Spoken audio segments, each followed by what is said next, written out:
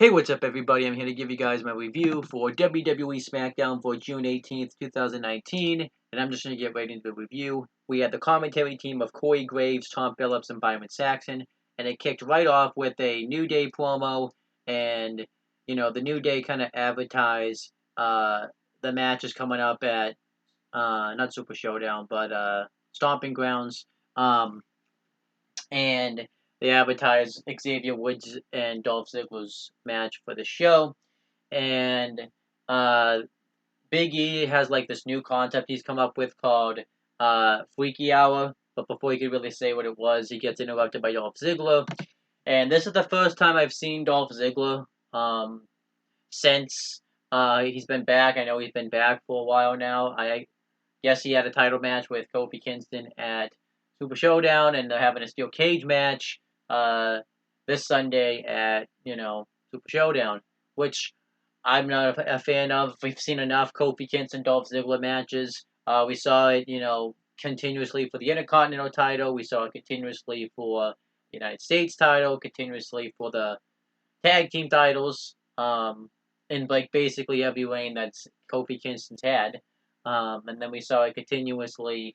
Now we're gonna see it continuously for the world title. So it's like, no matter what they do, Kofi Kingston and Dolph Ziggler always seem to find a way to have a match with each other. It sucks. I hate it. But Dolph Ziggler comes out, and he's like an absolute madman, saying that Kofi Kingston only got the title because of the New Day, which really, and that Kofi Kingston would be nothing if it wasn't for the New Day. The typical stuff that they've been saying, in Kofi Kingston's feuds for the world title. And it was cool when they did it with Kevin Owens, because that actually made sense since Kevin Owens actually took his spot, at Fastlane for the title, and it made sense that way. But why is Dolph Ziggler doing this, and why is every feud that Kofi Kingston has for the WWE Championship going to be, oh, you weren't supposed to be in this spot? We get it, guys. You didn't want Kofi in this spot. The fans got him over. You're going to remind us that countless times, and I'm sick of people saying that without the New Day, Kofi Kingston's nothing. When Kofi Kingston has successfully won and defended many championships, without the New Day. In fact, had it not been for, the situation that happened in 2010, probably would have been a world champion. So, fuck off.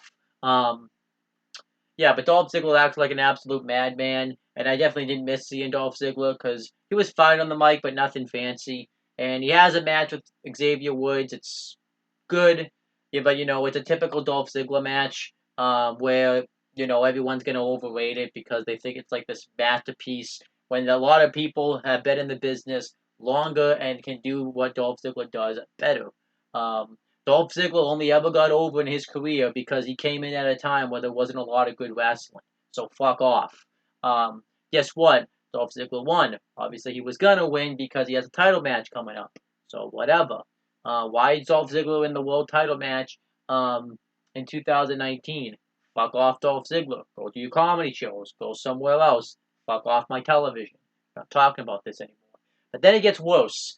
So he's acting like this crazy madman, on the show. But then he's just talking normal backstage and talking about how he was all happy that Kofi won it, but it should have been me out there. What the fuck? Fuck this company. And they're having a steel cage match because Xavier Woods interfered at Super Showdown. Big fucking deal. Fuck off. This I'm not interested in this world title match. I'm not interested in Dolph Ziggler. Fuck Dolph Ziggler. Then superstars were backstage at Baron Corbin's locker room. Superstars such as Shelton Benjamin and the B Team wanted to be the guest referee. The B Team talking about because it could be a good chance, to get on like a big stage. Since they haven't been there in a while. Shelton Benjamin because he wants to use Baron Corbin to get a world title shot himself. Then you just see Matt Hardy walk out. Fine build up for the Universal title match.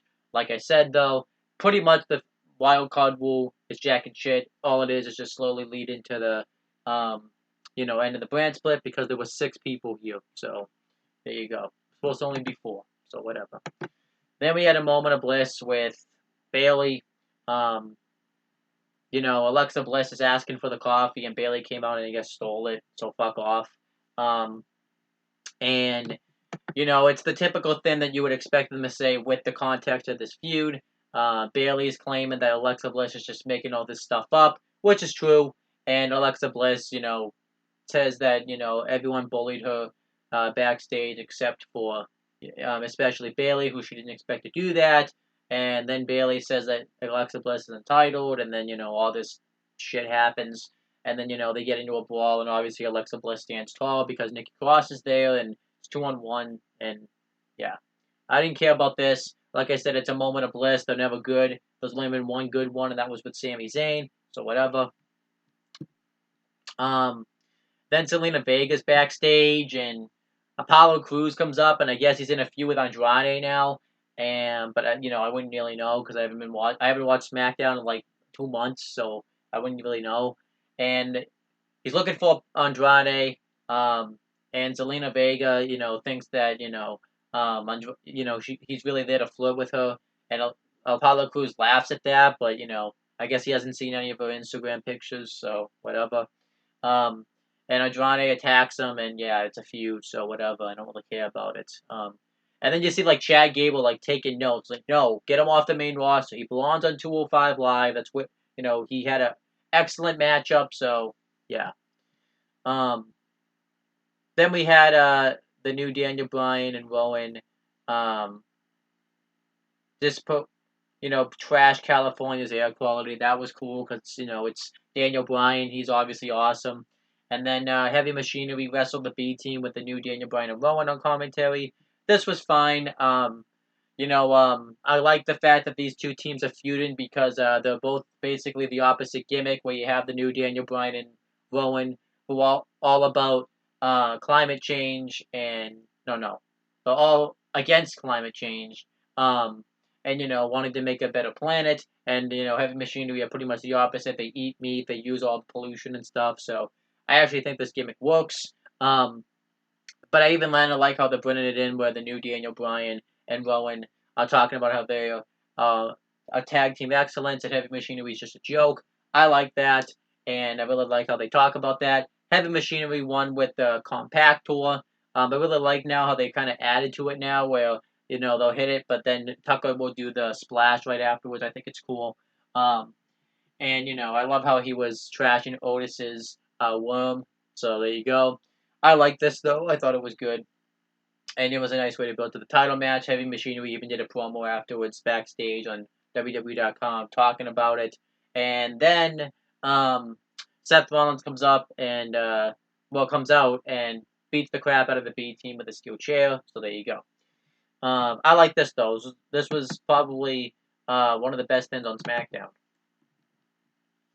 Then Shane McMahon's backstage. He is arriving to the arena, and Kevin Owens and Sami Zayn want something done about Seth Rollins because they're worried about their own well-being. So Shane McMahon makes a tag team match, and it's going to be 2 out of 3 falls. So there you go. Then Aleister Black's backstage. He does another ominous promo. I really like these ominous promos. I think it's a nice way to get Aleister Black over. But I think it's time to finally get him in the ring. I kind of don't really know why they're even doing these promos. The guy's debuted already. He already has been there weekly having matches, and yeah, I think that he needs to get back in the ring and start having matches fairly soon. Then Shane McMahon comes out and does a promo. He comes out with Elias. He comes out with Drew McIntyre. McMahon and McIntyre talk about how they're going to destroy Roman Reigns, and then The Miz comes out. I thought The Miz cut a good promo talking about how he started this Shane McMahon ego trip when he couldn't compete in the World Cup, which is actually fairly true. So then The Miz wants to be the one to end it. So Shane McMahon allows Miz to pick a tag team partner in the next 10 seconds to face Elias and Drew McIntyre in the elimination match. And now Truth pops up from under the ring, and he's the 24/7 champion. So The Miz picks him, and they're going to reunite Awesome Truth. So what happens during the commercial break? Miz had to explain to R-Truth what was going on, but they have the match. It was solid. Shane McMahon, attacks The Miz behind the referee's back, and Elias hits a high knee in the corner and eliminates R-Truth. And I guess the 24/7 title is defended when R-Truth has matches, which is stupid. like, then it's real. What's the point of calling it 24/7 title? Because you know, that's kind of the whole point of the title. That's what made the hardcore title fun. Was even during a match, someone could come in and win the title, and obviously WWE's fucking idiots, so they don't really get that. And it's the 24 fucking 7 championship. It's supposed to be defended 24/7. But since the match was over, Shelton Benjamin, Gentleman Jack Gallagher, the Sin Brothers, and Matt Hardy won out. Shelton Benjamin grabs the title, and I guess he doesn't understand he's gonna actually pin R-Truth, because WWE, with the way they write their wrestlers, they don't have fucking brains. So R-Truth, snabs the title and runs off, and the match continues. Um, you know, the Miz does the best he can to fight off Elias and Drew McIntyre, but it's no avail. McIntyre hits the Glasgow Kiss, and then the Claymore on Miz for the win, and then he hits 3 more onto him, and then that was that. This made Miz look really stupid, and yeah, Miz's face front is flopping big time because WWE's fucking idiots. And what else happened on SmackDown? We had a moment with Progressive where they showed Mr. Fuji's career. That was pretty cool. AOP's backstage. They came out of Baron Corbin's office. They're not going to be the guest referee because they would ruin the character. But it's already ruined anyway, so fuck it. I guess I forget which one was hurt. I think it was Akam. I guess he's back now. Cool. I don't care. Just gonna book him like shit anyways. And then the Iconics are backstage, and the Kabuki Warriors and Paige are there, and they make a match in Tokyo where it's going to be the Kabuki Warriors versus the Iconics, and if the Kabuki Warriors win, they get a title match. Because they're not going to, they can't win the titles in their hometown. That'd be stupid. Fuck off. Then Emma Moon's backstage, and Carmella's trying to find out truth, but they have some type of unfinished business with Fire and Desire, and they're doing stuff for the YouTube channel Demandies, which that should be the tag team name anyways. Sad that fucking Fire and Desire are better fucking writers than the writers on WWE and such. And Emma Moon's upset because I guess Fire and Desire ruined her video game. Even though she's a WWE superstar, she probably makes enough money where she could just buy a new one. So fuck off. And Sonya and DeVille talks about how they're trying to help her by having better not watching TV and such. I don't know. And then she even offers her a donut, which was really stupid. And then they get into a brawl, and yeah, 2-on-1. Emma Moon still had to be hold back, and what the fuck. This is a feud. Why is this a feud? What the fuck? Then you had R-Truth outside. This was cool. This was probably the highlight of the show, actually. R-Truth is leaving the arena. A referee comes up as if he's an Uber driver, which is kind of funny. And we see that someone's disguised as Carmella, but we know it's not Carmella. And it's Drake Maverick. He rolls up R-Truth, and he holds his legs on the collar for leverage. The ref makes the count, and Drake Maverick becomes the new 24/7 champion, which makes sense since he's been chasing that title for a while. It just kind of sucks, though, because now that's going to carry over to 205 Live, and that title needs to stay far away from 205 Live. Fuck that title, and fuck just fuck the main roster in general. So there you go. Then we had the main event. It was Kevin Owens and Sami Zayn versus Kofi Kingston and Seth Rollins in a 2 out of 3 falls match. So basically, Rollins and Kingston get 2 falls straight. They beat Sami Zayn right away with Trouble in Paradise, and then they proceed to have a tag team match. And it was a solid. And then Seth Rollins just beats Owens with the stomp, and they just win. Now, good that they're making the champions look strong. That's good, but this did no favors for Kevin Owens and Sami Zayn. I don't know why they did this match at all. If they were going to do this match, it should have just been a standard tag team match. It just kind of buried Owens and Zayn in a way because they lost 2-zip, and they're supposed to be one of the top heels on really in the show. So I don't really get what they're doing here, but whatever. They're gonna do what they want to do. That was SmackDown. Man, is SmackDown fallen drastically since I've last watched it. I remember it was the best show, main roster wise, of the week. But yeah, I think the wild card rule really hurt SmackDown.